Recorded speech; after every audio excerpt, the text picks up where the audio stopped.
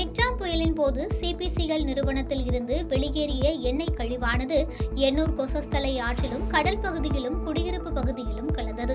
இதில் மீனவர்களின் ஃபைபர் படகுகளும் எண்ணெய் கழிவுகளால் சேதமாகி பாதிக்கப்பட்டது.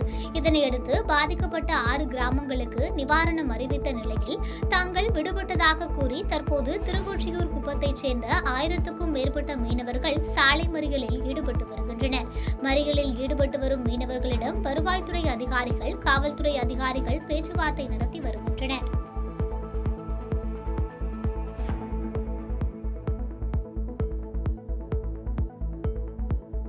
பாதகம் செய்பவரை கண்டால் நாம் பயங்கொள்ளலாகாது பாப்பா. மோதி மிதித்து விடு பாப்பா, அவர் முகத்தில் உமிழ்ந்து விடு பாப்பா. அண்மை செய்திகளை உடனுக்குடன் தெரிந்து கொள்ள இணைந்திருங்கள் இயம்நாடு தொலைக்காட்சியுடன்.